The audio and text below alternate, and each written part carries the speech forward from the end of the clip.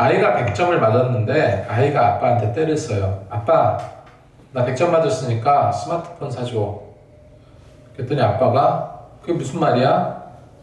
아니, 지난번에 아빠가 100점 맞으면 새 스마트폰 사준다고 그랬잖아. 그렇게 이야기를 하는 거예요. 여러분, 아이가 괜히 때 쓰는 게 아니죠. 아빠가 스마트폰을 사준다고 했기 때문에 거기에 합당한 100점을 맞았기 때문에 그 아버지가 한 약속의 말씀을 믿고 뭐 하는 겁니까? 때를 쓰는 거예요. 분명 성경에서 하나님께서 우리에게 뭐 해주시겠다, 또 이루어 주시겠다 약속하셨거든요. 왜 그거를 우리가 믿고 나가야 됩니까? 약속했으니까. 스마트폰 사주면 100점 맞으면 스마트폰 사줘? 이거 아버지가 약속한 거잖아요. 마찬가지로 하나님께서 이루어 주시겠다고 약속을 하셨거든요. 그걸 붙들고 나가고 그걸 붙들고 기도하면은 그럼 하나님께서 반드시 약속한 건 어떻게 된다? 이루어 주신다는 거예요. 그러니까 엉뚱한 거 붙잡지 마시라는 겁니다. 그래서 여호수아 21장 45절 말씀에 여호와께서 이스라엘 족속에게 말씀하신 선한 말씀이 하나도 남음이 없이 다 응하였더라. 뭐라고 했습니까? 하나님의 말씀이 하나도 남음이 없이 다 응했다. 1.1획도 변함없이 다 이루어졌다. 그래서 우리는 기도의 말씀, 약속의 말씀을 붙들고 나가면 여러분 다 응할 줄로 믿습니다. 그걸 믿고 나가야 돼요. 하나님이 우리에게 주시기로 약속한 건 반드시 이루어 주신다. 그래서 인내를 가지고 나가자. 이 자리에 앉아 계신 분들이 각각 한 주간 동안의 삶의 방향은 다 다르죠. 저는 또 열심히 설교를 준비할 거고 열심히 또 전도할 거고 또 출판일도 열심히 할 겁니다. 삶의 방식은 다 틀려요. 근데 우리는 하나입니다. 뭐로 하나입니까? 하나님의 약속의 말씀을 믿고 나가는 그런 면에서는 하나예요. 우리는 가족보다도 더 친해져야 돼요. 자, 이제 정복전쟁이 끝나고 이제 많은 땅을 이제 이스라엘 백성들이 차지하게 됐잖아요. 지금이야 이제 무슨 국제법도 있고 나라와 나라가 점령하는 것도 함부로 점령해서도 안 됩니다. 유엔에서 인정해 줘야 되고, 그죠? 그런데 당시에는 그런 게 없었어요. 그냥 전쟁으로 치고 가서 빼앗으면은 그 나라의 영토가 되는 거예요. 근데 뭐 요즘도 사실은 무력으로 힘을 써서 다 땅을 찾아버리지만, 그래서 전쟁을 통해서 영토가 늘어나고 확장되는 것은 어찌할 수 없는 역사적인 슬픔이라고 할 수 있습니다. 전쟁할 때 제일 먼저 하는 것은 군사시설을 파괴하는 거예요. 주력 부대를 먼저 파괴하는 일이 제일 먼저입니다. 그래서 군사력을 무력화시키면 전쟁은 그냥 끝난 거나 다름없습니다. 이게 제가 우크라이나하고 러시아 전쟁을 보면서 많은 학자들도 이야기를 하는데 지금 러시아가 지금 이겨가고 있잖아요. 지금 우크라이나가 우리나라의 3배인데 그 중에 20%가 지금 러시아에게 뺏겼습니다. 뺏겼는데 그런데 알짜배기만 뺏었어요. 지금 크림반도가 있는 부분하고 하여간 알짜배기만 딱 점령을 했습니다. 그러면 러시아는 우크라이나를 다 먹을 수도 있어요. 근데 먹지 않고 있는 겁니다. 러시아 그쪽 그 전문가들이 하는 얘기예요. 왜 먹지 않냐면은 러시아 땅을 다 점령해서 러시아의 국토로 편입시켰다 할지라도 러시아는 그거를 관리할 수 있는 그런 재정적이거나 아니면 기술이라든가 이런 것이 안 된대요. 그리고 계속해서 어떻겠습니까? 계속해서 내전이 계속 일어나겠죠. 그래서 거기를 일부러 그 땅을 취하지 않는 거다라고 또 이야기합니다. 근데 또 다른 사람도 다른 얘기를 하겠죠. 근데 지금 차지한 땅만큼은 굉장히 중요한 요충지들이에요. 그것만 지금 점령해놓고 푸틴은 어떻게 하길 원합니까? 계속해서 끝내길 원해요. 전쟁을 끝내길 원해요. 어쨌건 주력 부대를 파괴시키면 군사력은 무력화됩니다. 성읍이 함락되면 거기서 끝나는 게 아니에요. 정말로 전쟁은 어떤 거냐면요. 진짜 전쟁은 뭐냐면 자, 땅을 점령했습니다. 우크라이나 땅을 지금 20% 점령했다고 그랬죠? 그러면 점령했으니까 이거 우리 땅 그러고 끝나는 것이 아니라 그 주변에 있는 사람들은 뭐가 일어나겠습니까? 내전이 계속해서 일어나는 거예요. 거기 있는 시민들이 원치 않게 됐잖아요. 근데 그들을 상대할 무력은 없고 그러니까 계속 테러가 생기고 그런 일들이 생기는 거죠. 마찬가지로 지금 이스라엘 백성들이 여리고 성을 점령하고 가나안 지역을 점령했어요. 이제 이스라엘을 침공에 들어올 막강한 군사력도 없습니다. 이거보다 더 뛰어난 게 없어요. 그럼 이제부터는 뭐가 문제입니까? 내전이라든지 무슨 포함된 그 사람 내쫓아 버렸으니까 그 사람들과 소규모 국지전이 굉장히 중요한 거예요. 그래서 소규모 전쟁 같은 것들이 굉장히 많이 크고 작은 것들이 많이 일어났어요. 그런데 그런 이유도 있었지만 하나님께서 이 가나안에 살고 있는 그 칠족속들을 다 어떻게 하라고 그랬습니까? 다 내쫓으라고 그랬거든요. 이런 것을 하기 위해서. 그런데 다 쫓아내지는 못했어요. 이런 혼란한 상황 속에서 오늘 15장에서는 점령한 땅을 분배하는데 유다 지파의 땅의 경계가 어디부터 어디까지인지가 기록되어 있고 유다 지파 자손들의 기업에 대해서 상세히 기록하고 있거든요. 그리고 유다 지파에 속한 갈렙이 헤브론과 드비를 정복한 내용이 15장에 오늘에 나와 있습니다. 지난주에 기억나세요? 이 산지를 내게 주옵소서. 그죠? 그 약속의 말씀을 믿고 요구를 했잖아요. 오늘은 어떤 겁니까? 그 땅을 성취한 내용이 나옵니다. 그래서 오늘 15장을 통해서 우리가 무엇을 알 수 있는지, 어떤 교훈을 얻을 수 있는지 살펴보고자 하는데, 첫 번째로요, 하나님의 약속은 반드시 성취된다 하는 것을 믿으시기 바랍니다. 저는 개인적으로 약속을 안 지키는 사람이 제일 싫어요. 특히 시간 약속. 한두 사람이 늦으면 전체가 피해를 보거든요. 근데 하나님은 이 시대 상황 속에서 모든 것을 이끌어 가신 하나님이에요. 그 세월 속에서 빈틈조차 없으신 분이 하나님이십니다. 오늘 나온 유다 지파는 가장 먼저 제비를 뽑고 넓은 땅을 기업으로 받았어요. 이게 유다 지파가 가장 중요한 족속이 될 것이라는 것을 성경은 보여주고 있거든요. 그래서 1절에 보면 유다 지파 경계가 어디인지 설명해 주고 있거든요. 또 유다 자손의 지파가 그들의 가족대로 제비 뽑은 땅의 남쪽으로는 에돔 경계에 이르고 또 남쪽 끝은 신광야까지라 이렇게 기록하고 있습니다. 그래서 성경에도 보면은 이스라엘의 우리나라를 뭐라고 이렇게 땅을 얘기할 때 백두에서 한라까지 그러잖아요. 백두에서 한라까지. 이스라엘 땅은 어디서부터 어디까지라고 나와 있습니까?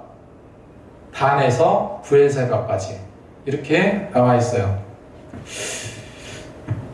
유다 지파가 포함된 땅이 바로 예루살렘과 베들레헴, 아주 그런 중요한 그 지역들이 다 갖춰져 있습니다. 그래서 성경에서 12지파 중에 유다 지파는요, 구속사적으로도 굉장히 중요한 지파예요. 성경에 예언한 메시아 예수 그리스도께서 유다 지파에서 태어나서 다윗의 혈통을 나시게 되었고 예언대로 베들레헴에서 탄생하게 되었습니다. 그리고 유다 지파가 어찌하다 보니까 운 좋게 제비를 잘 뽑아서 땅을 얻게 된 것이라고 생각하는데 그게 아니죠. 바로 유다 지파의 강성함은 어디에 있었습니까? 하나님의 약속의 말씀에 있었어요. 어디에 있었다고요? 약속의 말씀. 그래서 가나안 점령 이후에 이루어진 사실이에요. 여러분, 하나님은 이처럼 약속을 이루어 가시는 분이라는 것을 우리가 꼭 기억했으면 좋겠습니다. 창세기 49장 8절에 보면 이제 유다 지파가 어떻게 될 거라는 것을 이미 창세기에서 예언을 하고 있죠.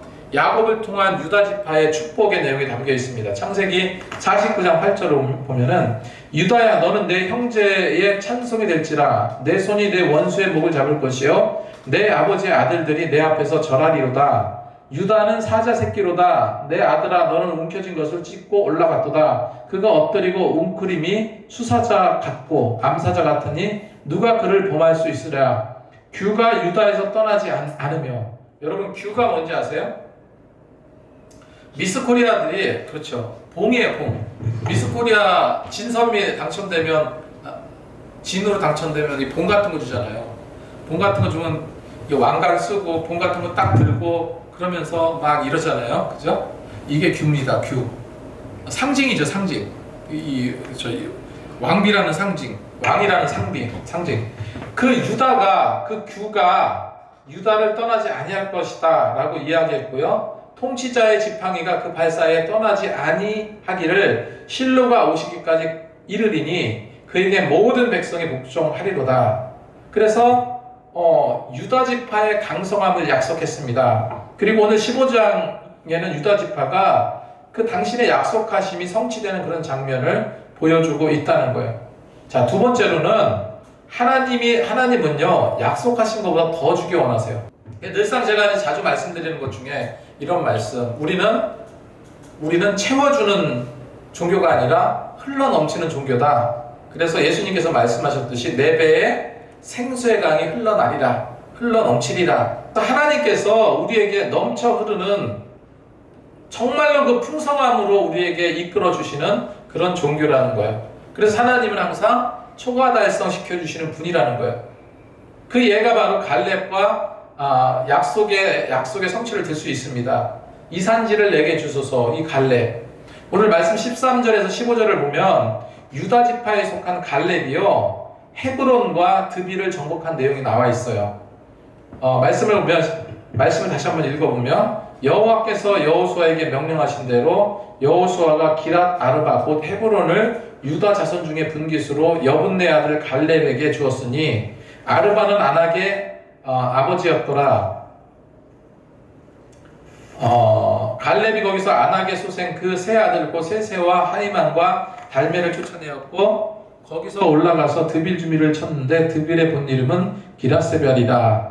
그래서 갈렙은 지난주 말씀드렸던 것처럼 열정과 에너지가 넘치는 무려 85세의 청년이었어요. 청년과도 같은 열정이 있는, 조급해지도 않고 묵묵히 하나님께서 이 땅을 이렇게 주시기로 했어. 그 약속의 말씀을 인내하면서 믿고 나갔다는 거예요. 그래서 갈렙은 또 헤브론에만 안주하지 않고 열정과 믿음으로 어디까지 정복합니까? 헤브론 옆에 드빌까지 정복합니다. 그러니까 하나님은 헤브론을 주시기로 했는데 어떻다는 거예요? 드빌까지도 얻게 되었다는 겁니다. 그러니까 원래 주시기로 한 것보다 더 크게 주시는 하나님이세요. 그래서 우리가 목표치를 가지고 뛰어야 되겠지만 항상 하나님은 넘치도록 채워 주시는 겁니다. 여러분들이 이제 어떤 목표를 갖고 어떻게 나갈지는 모르겠지만 여러분 분명 말씀을 믿고 기도하며 나가면 하나님께서 더 크게 채워 주실 줄로 믿습니다. 헤브론 성은 굉장히 견고한 성이었어요. 아낙 자손이 살고 있고 키가 거대한 족속일 뿐만 아니라 굉장히 호전적인 민족이었습니다. 그런데 갈렙은 하나님의 도우심을 절대적으로 신뢰하였고요. 반드시 이루어 주시는 분임을 믿었다는 거예요. 그래서 우리가 기도하면서 노력하면서 나가면 하나님께서 채워 주신다는 거예요. 여러분, 내가 할 수 있는 일은 별로 없습니다. 여러분이 뭘 할 수 있겠어요? 무시하는 게 아니라 사람 자체가 내가 혼자 당장 내일의 일도 알 수 없는 것이 우리 인생인데, 그래서 우리는 여럿이 함께 이 부분을 놓고 기도하면서 나가고 있는 거거든요. 그리고 교회 사역은 뭡니까? 개인 플레이가 아니에요. 팀 사역입니다. 팀 사역. 그냥 같이 나가야 되는 거예요. 같이. 하나님께서 올해 우리 교회에게 주신 목적 반드시 초과 달성될 줄로 믿습니다. 16절 17절 말씀입니다. 갈렙이 말하기를 기랏세벨을 쳐서 그것을 점령하는 자에게는 내가 내 딸 악사를 아내로 주리라 했더니 갈렙이 아우그나스의 아들인 온니엘이 그것을 점령함으로 갈렙이 자기 딸 악사를 그에게 아내로 주었다 기록하고 있습니다. 자, 세 번째로 여러분 축복을 구하시기 바랍니다. 갈렙의 딸이 굉장히 예쁜가 봐요. 많은 사람들이 이제 옛날에는 우리나라도 마찬가지죠. 자기가 원해서 결혼했다기보다 부모님이 결혼을 시키는 예가 많았어요. 어떻게 보면 또 그게 또 좋은 것 같기도 해요, 한편으로. 근데 갈렙의 딸 악사가 있는데 뭐라고 말합니까? 만약에 기렛세벨을 쳐서 그거를 점령하면은 내 딸 악사를 아내로 주겠다. 그래서 누가 됐다고요? 조카 온니엘이 그 땅을 점령함으로 악사를 아내로 맞았어요. 이때 당시만 하더라도 근친상간이 있었습니다. 그래서 조카인 온니엘이 그 아내를 맞아요. 근데 우리가 기억할 거 요거 하나만 딱 기억하고 마치겠습니다. 잘 들어보세요. 그래서 딸 악사가 온넬에게 이제 시집가게 됐잖아요. 그죠? 그때 갈렙이 너무나 사랑하는 딸이야. 너무나 사랑하는 딸이니까 딸에게 물어요. 내가 갖고 싶은 게 뭐냐? 내가 원하는 게 무엇이냐? 그랬더니 딸 악사는 욕심이 많은 것 같아. 19절 말씀에 이르되 내게 복을 주소서. 아버지께서 나를 네겝 땅으로 보내시오니 샘물도 내게 주소서 하며 갈렙이 윗샘과 아랫샘을 그에게 주었더라. 이 당시에는 우물을 차지하는 것이 굉장히 큰 의미가 있고 중요했습니다. 윗샘물과 아랫샘을 다 그에게 줬다고 하고 내게 복을 주소서. 여호와 하나님께서 주시는 복을 내게도 허락하여 주옵소서. 이렇게 간구했다는 거죠. 마찬가지로 여러분 기복적이지만 않으면 됩니다. 내가 올해 뭔 성취할 일이 있어, 뭘 해결해야 될 일이 있어. 그러면 여러분 축복해달라고 여러분 기도하시라는 거예요. 악사의 딸처럼 이것도 주소서, 저것도 주소서, 윗샘물, 아랫샘물 주소서 이렇게 이야기했던 것처럼 하나님께 약속의 말씀을 우리에게 주셨고 그것을 이루어 주시기로 했기 때문에 매달리라는 거예요. 신명기 1장 11절에 너희 조상 하나님 여호와께서 너희를 현재보다 1000배나 많게 하시며 너희에게 허락하신 것과 같이 너희에게 복 주시기를 원하노라. 하나님께서 뭐 주시기 원한다고요? 복 주시기를 원한다. 이 사실을 여러분 기억하시기 바랍니다. 아무튼 우리 2025년도 새해를 맞아서 이제 새롭게 시작할 건데 눈이 와서 오늘 많이 오지는 못했고 또 하나님께서 우리가 이제 오실 분들은 다 오셨지만 다음 주 하나님께서 계속해서 채워 가실 줄로 믿습니다. 그래서 우리가 주 안에서 더욱더 비전을 갖고 힘을 갖고 이 약속의 말씀을 믿고 나가시는 저와 여러분이 되시기 바랍니다.